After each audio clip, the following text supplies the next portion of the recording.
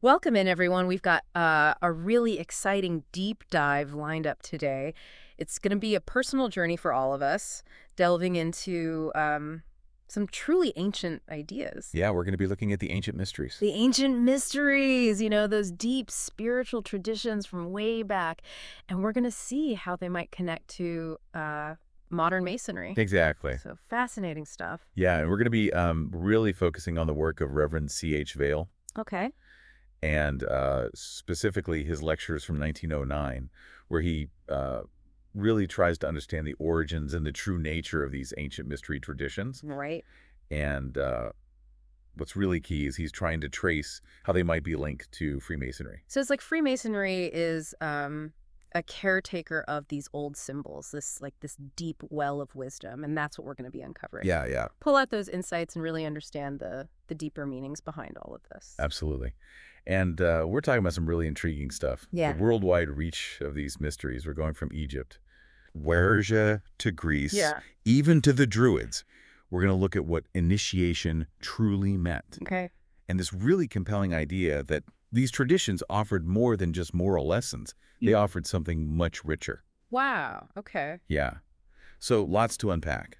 Let's start at the beginning Let's do it. with the origin and the purpose of these ancient mysteries. What were they all about?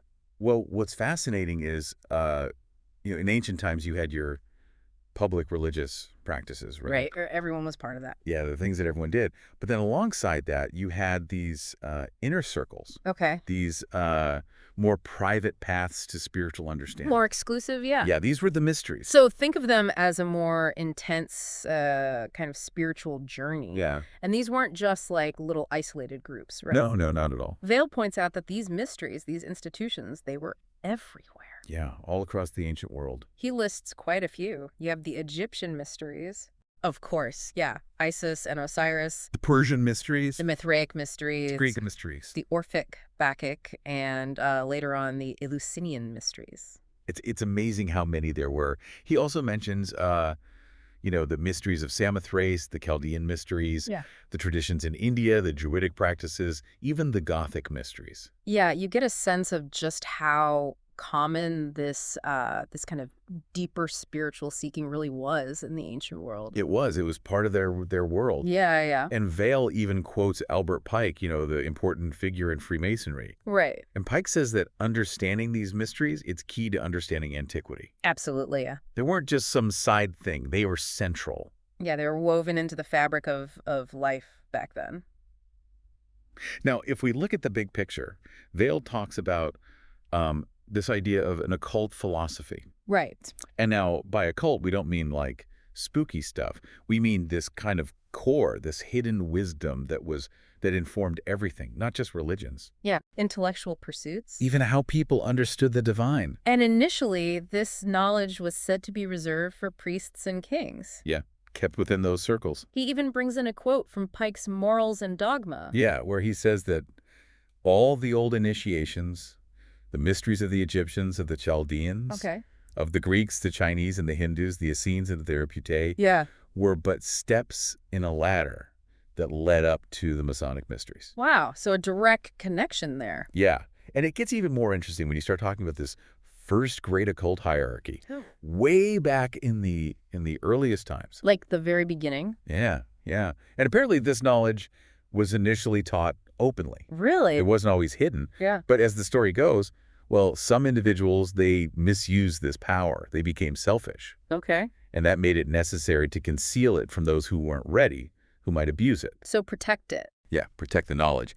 And that, according to Vail, is the context in which these mysteries were established by the king priests of the divine dynasties. In Atlantis. In Atlantis. This is getting really interesting. Yeah, and there's this conflict, right, Right. between those who stayed on the path of good Okay. and those who turned towards what he calls black magicians. Black magicians. Yeah. And ultimately, that leads to Atlantis's downfall. Exactly. Wow. Okay. Now, shifting gears a little bit, Vail then talks about the origin of religions themselves. Okay. And he presents these two contrasting viewpoints. They were common in his time. Yeah. You had the comparative mythologists and the comparative religionists. All right, so the mythologists, what was their take? Well, essentially, they argued that religion, it arose from ignorance. Common human ignorance. Yeah, yeah. So people in different cultures, they look up at the same sky, they see the same natural world, but they don't understand it. So they personify those forces, they come up with similar ideas, Okay. and they kind of saw the worship of animals or objects as the starting point for religion. Okay. And eventually it grew from there, you know, into Yeah. these more complex systems. They thought the founders of the major religions were just, well, they were just more sophisticated thinkers building on these primitive ideas. Okay, so kind of a bottom-up development of religious ideas. Right, exactly. And then you have the comparative religionists. That's the view that Vail seems to agree with. Right. What do they say? Well, they believed that the founders of the great religions were actually advanced beings, Okay. individuals further along on the spiritual path. Okay. And they were sharing this ancient wisdom, this pre-existing wisdom. Hmm. So instead of religion being invented, it was more like revealed. Revealed, given to us by more advanced individuals. Yeah, that's the implication. Okay. And Vail really stresses the role of elders or sages Yeah. guiding early humanity. Yeah, teachers. And even suggests that the very first teachers might have been advanced souls from other earlier evolutionary cycles. Oh, wow. He calls them the adepts of the early races. Okay. Now, if this wisdom was so important, why the secrecy? Why not just teach it openly? Right. Well, Vail offers a couple of key reasons for this esoteric nature of religious teachings. Okay. First, well, religions were seen as a way to help humanity evolve spiritually. Okay. But people are at different levels. Different levels of understanding, yeah. Yeah, different levels of development. Yeah. So the instruction had to be tailored to each individual. You can't just throw everything at everyone all at once. Right, exactly. Yeah. Something that makes sense to, a highly developed mind might be completely confusing to someone else. It has to be graded. Exactly. It's like teaching, right? You start with the basics and you build up. You start with 1 + 1. Exactly. You don't go straight to calculus. Exactly. Okay, that makes sense. And what was the second reason for the secrecy? The second reason is, this is maybe the more common understanding, is to protect these sacred truths from those who are unworthy. To safeguard it. Yeah, to safeguard it. As Clement of Alexandria put it, these mysteries are not to be divulged to all. So this idea of protecting deep knowledge from misuse or misunderstanding, Right. it's a recurring theme in many ancient systems. Okay. So how did they keep these things secret? I mean, it's not like they had locked doors and vaults. Right, right. Well, they used a variety of methods. Okay. Silence, secrecy, those were fundamental. Okay. And that was often reflected in the design of the temples themselves. Okay, so the places where they had these initiations were designed to be secretive. Exactly. Yeah. Yeah. And then the sacred truth was often encoded in stories, in allegories, in myths, deliberately obscured to those who weren't initiated. Hidden in plain sight. Right, exactly. Vail again quotes Clement, who says that the founders of the mysteries, being philosophers, hid their teachings in myths, so they wouldn't be obvious to everyone. It's like a puzzle. Hidden within a story. Right, exactly. And it wasn't just myths. He points out that the Greek sages, they intentionally wrote in a puzzling way. So even their writings were difficult to understand. Yeah, yeah. Concealing their knowledge under a layer of fiction. And figures like Hermes, he imposed strict rules of secrecy on his followers. Wow. Okay. And he also lists all these other methods, right? Like gematria, Tamura, notericon, all these Kabbalistic systems. That sounds really complicated. They are. Gematria, for example, it assigns numerical values to letters to find hidden connections between words. So it's like a code. Yeah, like a code. Yeah. Tamura is about rearranging letters, creating anagrams. Okay. And notericon is kind of a shorthand where you take the first or last letters of words to make new ones. Okay, so there were all these ways of hiding the true meaning. Yeah, and the Hebrews, they adopted this system of using letters as numbers from the Chaldeans. Okay. So it was widespread. Then you have numerical and geometrical symbolism. The point within the circle, the cube, the double triangle, the 47th, the problem of Euclid, which we'll talk about later. Yeah, yeah. All of these weren't just decoration. They had very specific meanings. Okay. Vail points out that in every ancient cosmology, you find this idea of using numbers and geometric shapes to represent deeper truths about the universe and our place in it. And then, of course, you have allegorical myths and parables, and even a secret sacerdotal language called Senzar, which was supposedly understood by initiates across all nations. So to truly understand the ancient sacred texts, you needed the keys. Wow. Okay. So with all this secrecy, all these layers of meaning, what was the goal? What were they trying to achieve? Well, the primary aim, according to Vail, was to enable initiates to know God directly, Wow. to experience what's called the beatific vision, Okay. and to have communion with beings considered immortal. Professor Harnack, quoted by Vail, even says that deification, becoming like a god, was the idea of salvation taught within the mysteries. Deification, that's a big goal. It is. And the Greek Neoplatonists had a term for this, theophany, Okay. which could mean direct communication with the gods, or God's presence within the initiated individual, Okay. or even this merging of the higher and lower self. So it wasn't just about knowing stuff. You know, It was about a transformative experience. it was about a direct, personal, transformative experience. And Vail describes the process of illumination in the mysteries as something that could be fleeting, like a flash of insight. Okay. Or, for the really advanced initiates, it could become a continuous state. Throughout their life. Yeah, this true union with the divine. Yeah. The mysteries were like a training ground. A training ground to reach this ultimate goal. Yeah. And it wasn't just philosophers who valued these mysteries, right? Right. Vail mentions all these big names from classical times. He does, yeah. He lists Pindar, Plutarch, Plato, Euripides, Socrates, Cicero. These are the heavy hitters. Right. And they all spoke very highly of the mysteries, emphasizing that they taught much more than just morality. They encompassed all areas of knowledge, all sciences. So it wasn't just a set of good rules to live by. No. It was about understanding the universe, understanding yourself. It was about verifying those big truths. Exactly. The unity of God, the immortality of the soul. Okay. But the point was to actually experience those truths, not just believe them. To know it for yourself. To know it for yourself. Okay, so that gives us a really good foundation. Now let's look at some specific examples. Let's do it. Let's dive into some of these ancient mysteries in more detail, starting with the Egyptian mysteries of Isis and Osiris. Yeah, so the myth of Isis and Osiris, it provides a framework here. Okay. Osiris, he's murdered by Typhon and his body's hidden.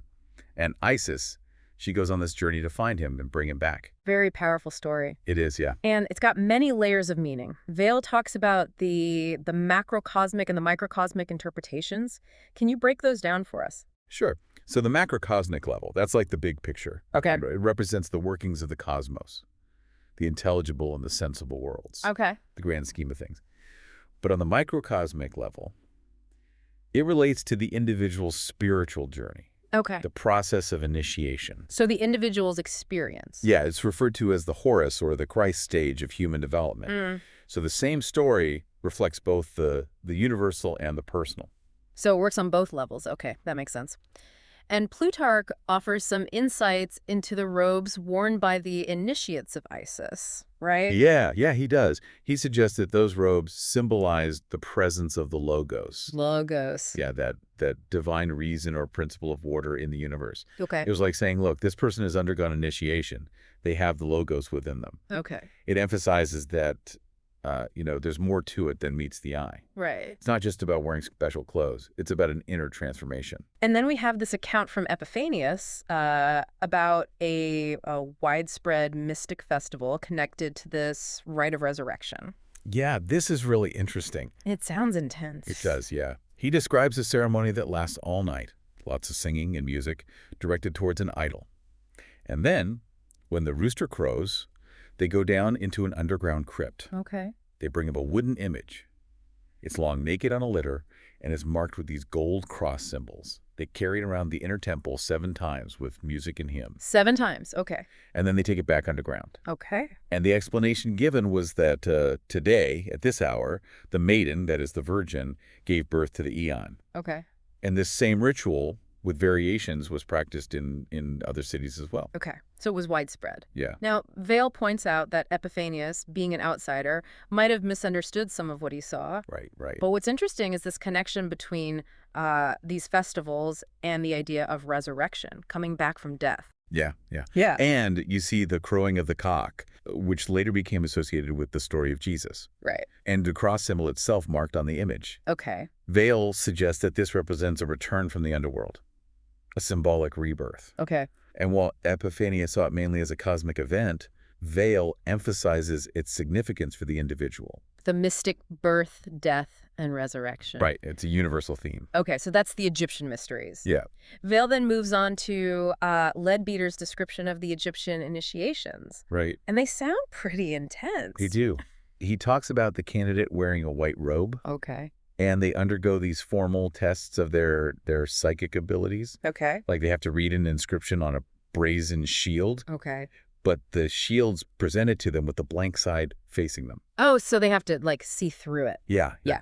And then they're left alone for a period of contemplation using specific mantrams. Mantrams. Yeah, words of power. And then there's this this really dramatic stage involving a hollowed wooden cross. Okay. The candidate would lie down on this cross, and after specific ceremonies, they'd enter a trance-like state, Mm-hmm. and their physical body would be taken down into these vaults beneath the temple or pyramid. Okay. But their consciousness, through what we now understand as astral travel, would descend into Hades. Symbolically. Symbolically, yeah. And this journey of the soul, it's a key element. Okay, so it's a symbolic death. Yeah. Okay. And he also mentions the temple at Dendera, Right. with Yeah. the hall of the child in his cradle and a secret shrine. This all points to the themes of birth, death, and rebirth. Central to these mysteries. Okay, Great. let's move east now and look at the Hindu mysteries. Sure. And it sounds like they had a very clear structure based on different stages of life. They did. Vale outlines 4 periods in the traditional Brahminical life. Mm-hmm. The student, the householder, the anchorite, and the religious mendicant. And initiation marked the very beginning of the student phase. So right from the start, what did that initial initiation involve? So the student would be dressed in this seamless linen garment, Okay. a sacred cord placed over their right ear, Okay. and they'd be placed under the guidance of a Brahmin for instruction. To prepare them for the next level. Exactly, yeah, for the second degree. And this involved, significant self-discipline, Okay. including hardships, penances, physical purity, and the study of sacred texts. So a lot of work. A lot of work. Okay, and then around the age of 20, they could progress to the second degree and further initiation. Right. What did that involve? Well, the austerities and disciplines continued. They were intensified in the second degree. After a period of probation, the initiation into the mysteries involved being consecrated with the sign of the cross, Okay. marked on different parts of their body. And then they underwent the probation of pastos. Pastos. Yeah, it's referred to as the door of Patala, or hell, Oh. what the Greeks called Tartarus. Okay. And this was understood as a mystical death, Oh, wow. the passing away of the old self. Okay. So that theme of symbolic death keeps coming up. It does, yeah. Okay. What happens after this probation? In the middle of the night, the candidate would be led to this specially prepared cave, Okay. and it would be illuminated with light. Okay. And there, the 3 chief hierophants, representing Brahma, Vishnu, and Siva, they'd be seated in the east, west, and south, Wow. along with other mystagogues. Mystagogues. Yeah, the instructors in the Right. mysteries. Oh. It was a very, very significant setting. The ceremony would begin with a signal from a sacred bell, followed by a hymn and a solemn invocation. Okay. They would then administer an oath, sprinkle the candidate with water, and a sacred mantra would be spoken. Yeah. Then the candidate would remove their shoes. Sign of reverence. Yeah, reverence for the sacred ground. And then they would walk around the temple 3 times. Yeah. And each time, in the south, they would proclaim that they were following the sun's benevolent course. Wow. Vale actually makes a direct connection here to similar practices in modern Masonry. Yeah, The preparation of the candidate, the circuits. It's fascinating, right? It's amazing. Okay, so that's the Hindu mysteries. Yeah. Now let's move on to the Persian or Mithraic mysteries. Okay. And they also had multiple levels of initiation. 7 degrees. 7, okay. Each with their own tests and meanings. Yeah. Can you give us a sense of what a Mithraic initiation might have been like? Sure. The initial trials were, they were pretty challenging. Okay. They might hold a sword against your bare chest. Oh, wow. They would take you into a chamber and cleanse you with fire and water. And then you begin your journey through these 7 stages. Okay. Dr. Oliver, who's quoted by Vail, Hmm. he describes some of these stages really vividly. Okay. One of them involved standing at the edge of a precipice, Okay. looking down into a deep, dangerous vault, symbolizing the infernal regions. Sounds scary. It was meant to be. It was a psychological test. Then you would navigate these winding paths through a dark cavern, Okay. and you'd experience these sudden flashes of sacred fire. Yeah. Sometimes it would seem to burst from the ground or descend upon you. Wow. And then your fear would be intensified by the sounds of roaring lions, howling wolves, barking dogs. Sensory overload. It was meant to be terrifying. To test your courage and resilience, you'd be enveloped in darkness, unsure of where to go, and these terrifying sounds would fill you with alarm. Wow. Okay. And Vail notes that they seldom escaped these trials unharmed. So maybe some symbolic wounds or even, real physical ordeals? Yeah, possibly. After this cavern experience, you would enter another, again in darkness and silence, left to reflect on the dangers you'd faced and the wounds you'd received. So a journey through darkness, through struggle. Yeah. What was the end result of all this? Well, eventually, after enduring these trials, the doors of the 7th vault would open, and your darkness would be transformed into light. You'd be welcomed into this spacious cavern, the sacred grotto of Elysium, brilliantly lit, decorated with gold and precious stones. An image of the sun and the starry heavens would radiate dazzling light, and it would move in time with celestial music. Wow. So a complete change in atmosphere. Yeah, from fear to awe. Exactly. And in the east, elevated on a golden throne, sat the Archimagus, wearing a crown and robed in blue. Around him were the Prezels, those who administered the mysteries, forming a solemn assembly. The aspirant would be greeted with congratulations and would then take the customary vows to uphold the sacred institution. Wow. So from darkness to light, from trial to celebration. Yeah. Now, Vail makes a pretty strong claim here. He says that the Mithra mystery was essentially the same as the Christ mystery, Yeah. with a focus on human perfection and spiritual elevation. He quotes J.R.S. Mead, who said that the secret of regeneration, of being born anew spiritually, the process of making humanity divine, Right. was the ultimate aim of the Mithraic rites. Everything else was preliminary. And Mead considered this the core secret of all the great mystery traditions. The same goal, the same aim. Yeah. He even mentions a yoga rite that was recently discovered for the advanced initiates. Yeah, for those who were, dealing with the final stages of their spiritual development. It was more advanced than those earlier stages of initiation, and it focused on the final completion of the initiatory process. Like the final touches. Yeah, sealing up the links necessary for further progress. And just like the Egyptian and maybe the Hindu traditions, the Mithraic mysteries also seem to have had rituals similar to Christian sacraments. Right. Justin Martyr, writing around 150 A.D., he notes that the evil demons, in his words, in the mysteries of Mithras, they imitated the Christian Eucharist Okay. with offerings of bread and water and sacred formulas. So a similar ritual. Yeah. Okay. And Tertullian, around 210 A.D., he also mentions Mithraic baptism. Oh. So these similarities, while their origins and meanings might be debated, Yeah. they're worth noting. Yeah, they're there. Okay, let's move on to the Druidical mysteries. Yes. Caesar observed that they were best understood in Britain, which is interesting. Yeah. What were some of the key features of their initiations? Similar to other mysteries, candidates had to be highly qualified. Mental and moral perfection was essential. Okay. After a period of testing and preparation, the candidate would be dressed in a robe Okay. with stripes of white, blue, and green, Okay. symbolizing light, truth, and hope. Okay. And they would then be confined in a cromlech, A cromlech? as a Yeah. type of stone tomb, Okay. for parts of 3 days. No food. So symbolic death and burial again? Exactly. That theme keeps recurring. It does, yeah. And what happens after this confinement? Upon release, they would be placed in the care of an officer and led around the sanctuary 9 times. 9 times. Yeah. And the pace would start slowly and gradually increase. During these circuits, there would be music, recitations praising heroes, those who were just in peace, and friends of religion. Okay. Following this, an oath of secrecy would be administered, Okay. and the aspirant would participate in ceremonies representing different characters, declaring, "I have died," and "I have revived." So again, death and resurrection. Right, highlighting those themes. And the second part of the ceremony also sounds intense. Darkness, shrieks, barking dogs. Yeah, echoing elements from other Oh, traditions. okay. This part involved a period of deep darkness and terrifying sounds.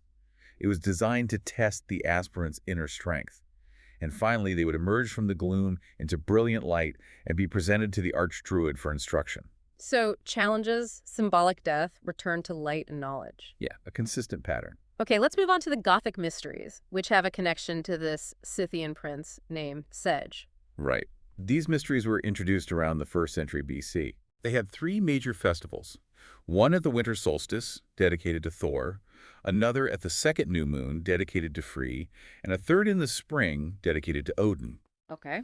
Initiations also took place at other times throughout the year. Vale sees a connection between their myths and the stories of initiation found elsewhere, like those of Bacchus and the Titans. Yeah, he suggests that this underlying narrative of initiation, with its themes of struggle, death, and rebirth, it connects all these seemingly different systems. Okay.